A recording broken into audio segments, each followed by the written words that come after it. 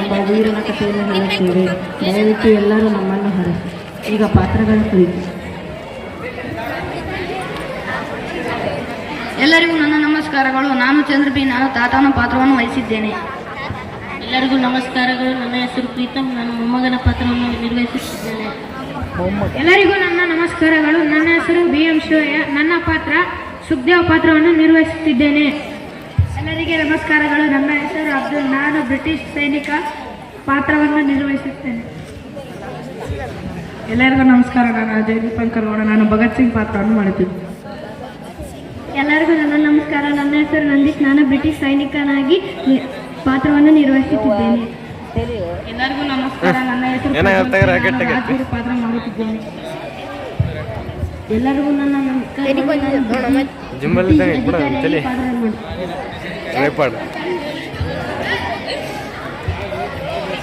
ದೃಶ್ಯ 1. ಅಜ್ಜ ಮತ್ತು ಮೊಮ್ಮಗನ ನಡುವಿನ ಸಂಭಾಷಣೆ.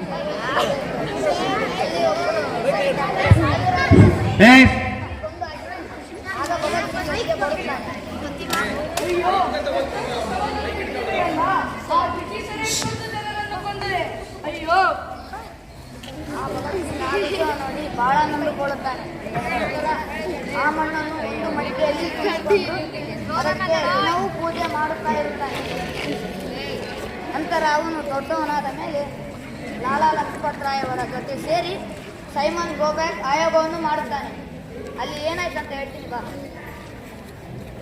ಆಮೇಲೆ ಏನಾಯ್ತು? ಸೈಮನ್ ಆಯೋಗದಲ್ಲಿ ಭಾರತದ ಒಬ್ಬೊಬ್ಬ ಇದಕ್ಕಾಗಿ ನಾವು ಹೋರಾಡೋಣ. ಹೌದು ಗುರುವೇ, ಹೋರಾಡೋಣ.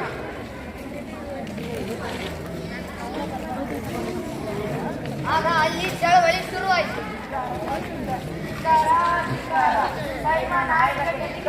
ಏನು ಹೇಳಿ ನಿಮ್ಮ ತೊಂದರೆ?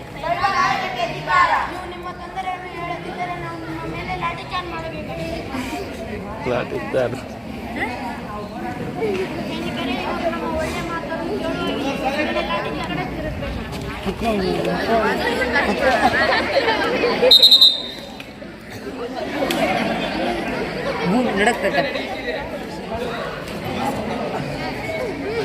ಅಲ್ಲಿ ಒಬ್ಬ ಪೊಲೀಸ್ ಅಧಿಕಾರಿ ಲಾಠಿ ಚಾರ್ಜ್ ಮಾಡಿ ಎಂದು ಆದೇಶ ನೀಡುತ್ತಾನೆ. ಆ ಗಲಾಟೆಯಲ್ಲಿ ಲಾಲಾ ಲಜಪತ್ ರಾಯ್ ಅವರು ಗಾಯಗೊಂಡು ನಂತರ ಮರಣವನ್ನು ಅಪ್ಪುತ್ತಾರೆ. ಆಗ ಭಗತ್ ಸಿಂಗ್ ಬಹಳ ನೊಂದುಕೊಳ್ಳುತ್ತಾನೆ. ನನ್ನ ಗುರುವನ್ನೇ ನಾನು ಕಳೆದುಕೊಂಡೇನೆಲ್ಲ ಎಂದು ದುಃಖಿಸುತ್ತಾನೆ.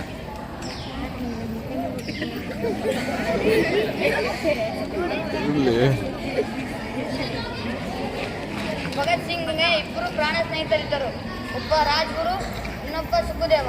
ಇವರೆಲ್ಲರೂ ಸೇರಿ ಒಂದು ಹೊಸ ಯೋಜನೆಯನ್ನು ತಯಾರಿಸುತ್ತಾರೆ. ನನ್ನ ಗುರುವನ್ನೇ ಕಳೆದುಕೊಂಡು ಬಿಟ್ಟೆ. ಸಮಾಧಾನ ಮಾಡಿ. ಲಾಠಿ ಚಾರ್ಜ್ ಮಾಡಿರುವ ಅಧಿಕಾರಿಯನ್ನು ಸೆರೆ ಹಿಡಿಯೋಣ. ಅವನನ್ನು ಕೊಂದು ಸರಿಯಾಗಿ ಹೇಳಿದೆ ಗೆಳೆಯ. ನಾಳೆಯ ಪೊಲೀಸರಿಗೆ ಮುತ್ತಿಗೆ ಹೀಗೆ ಭಗತ್ ಸಿಂಗ್ ಮತ್ತು ಆತನ ಸ್ನೇಹಿತರು ಸೇರಿ ಪೊಲೀಸ್ ಗಾಡಿಗೆ ಮುತ್ತಿಗೆ ಹಾಕಿದರು. ಅಲ್ಲಿ ಮೇಲಧಿಕಾರಿಯನ್ನು ಗುಂಡಿಟ್ಟು ಕೊಂದು ಹಾಕಿದರು.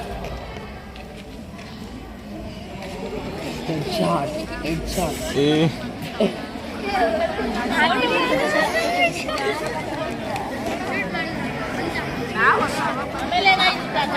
ಆಮೇಲೆ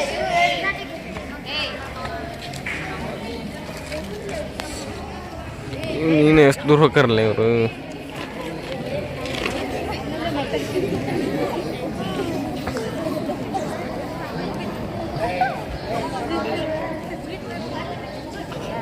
ನಾವು ಬ್ರಿಟಿಷರ ಕಣ್ಣು ತಪ್ಪಿಸಿ ಪಾರ್ಲಿಮೆಂಟಲ್ಲಿ ಬಾಂಬ್ ಹಾಕೋಣ. ಆಮೇಲೆ ಶರಣಾಗೋಣ. ಈ ಚಳುವಳಿಯನ್ನು ಇನ್ನೂ ಮುಂದುವರಿಸುವುದಾಗಿ ಘೋಷಿಸೋಣ. ಇಷ್ಟು ಮಾಡಿದರೆ ಸಾಕು ಗೆಳೆಯ. ಅವರೇ ನಮ್ಮ ಸುದ್ದಿಯನ್ನು ಹಬ್ಬಿಸುತ್ತಾರೆ. ಸರಿಯಾಗಿ ಹೇಳಿ ಗೆಳೆಯ. ನಮ್ಮನ್ನು ನೋಡಿದ ಜನರು ಜಾಗೃತರಾಗುತ್ತಾರೆ. ಹೀಗೆ ಭಗತ್ ಸಿಂಗ್ ಮತ್ತು ಅವನ ಸ್ನೇಹಿತರು ಸೇರಿ ಪಾರ್ಲಿಮೆಂಟ್ಗೆ ನುಗ್ಗುತ್ತಾರೆ. ಅಲ್ಲಿ ಬಾಂಬ್ ಹಾಕುತ್ತಾರೆ. ನಂತರ ಪೊಲೀಸ್ ಕೈಗೆ ಸಿಕ್ಕಾಕಿಕೊಂಡು ಬಿಡುತ್ತಾರೆ.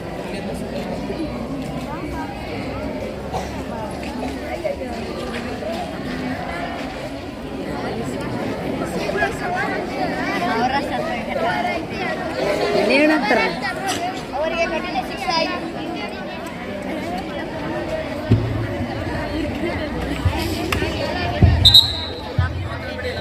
ದೃಶ್ಯ 2. ಕಾರಾಗೃಹ. ನಾಳೆಯೇ ನಮ್ಮನ್ನು ಗಲ್ಲಿಗೇರಿಸುತ್ತಾರೆ. ಆದರೆ ನಮಗೀಗ ಸಾವಿನ ಭಯ ಇಲ್ಲ, ಬದಲಾಗಿ ಹೆಮ್ಮೆ ಇದೆ. ತಾಯಿನಾಡಿಗಾಗಿ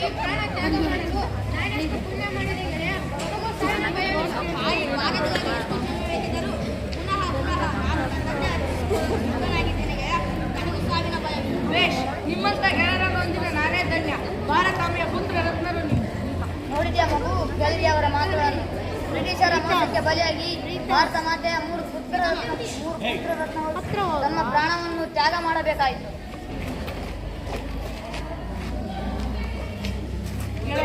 ರಾಜ್ಗುರು ಸುಖದೇವ, ಮುಂದಿನ ಜನ್ಮ ಎಂಬುದಿದ್ದರೆ ಮತ್ತೆ ಇದೇ ನಾಡಿನಲ್ಲಿ ಹುಟ್ಟಿ ಬರೋಣ.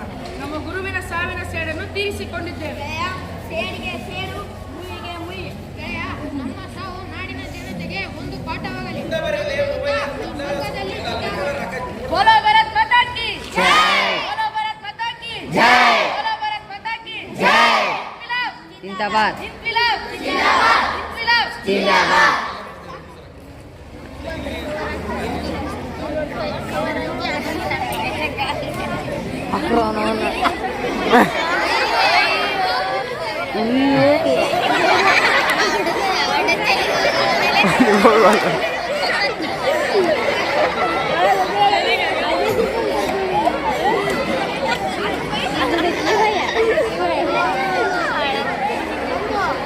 ಇನ್ನೊಂದು ಕವರ್ ಐತೆ ನೋಡ್ರಿ ಇಲ್ಲಿ.